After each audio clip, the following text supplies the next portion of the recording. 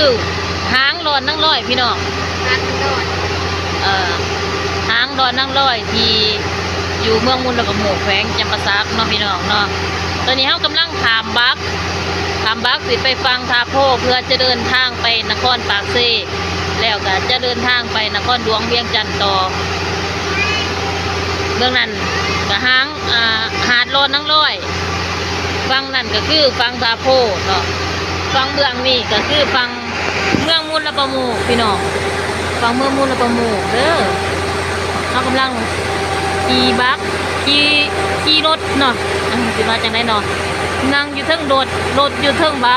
กอยู่เทิงน้ำคลองอันกว้างใหญ่ไพศาลอยู่ที่ภาคใต้สปป.ลาวจำปาสักลาวใต้เด้อพี่น้องเด้อ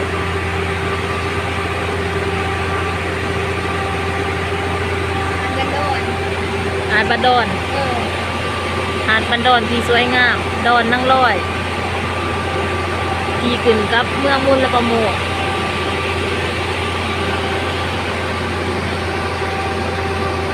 ดอนนั่งร้อยนี่มีป่าหลายอยู่หาดบันดอนพอนุ่มนิ่มบาสีอันนั้นอยู่สีม่านใส่มองย่ำแรงอยู่หาดเบืองนั่นพี่น้องหาดดอนนั่งร้อยเบืองนั่นเขาว่าป้าหน่อยป้าซอยป้าขาวหน่อยนี่ร้ายถึงมองทางเบืองน่ะแต่ว่าเพิ่นก็มิตรบาซื่อๆน่ะเพิ่นบ่ทันได้ไปเพิ่นนัดไว้กับหมู่เพิ่นอยู่ว่าสิไปไปหน่อยนึงน่ะ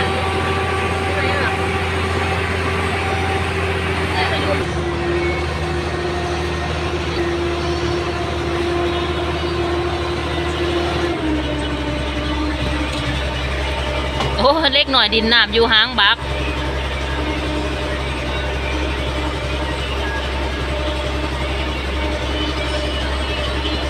เขาบ่หยาดเนาะเฮาอยู่กับแม่น้ำโค้งแต่เฮาก็ยังหยาด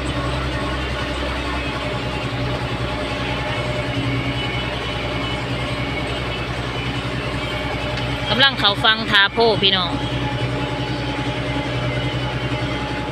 เขาฟังทาโพเดินทางไปกับน้องนุ่มนิ่มสบายดีแน่ดูจะมาบ่ายๆโดดเด้นอนเนาะ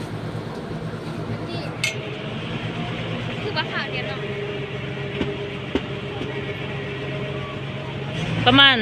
ถามมาจากฟังบ้านเฮามาหาเมืองทาโพนี่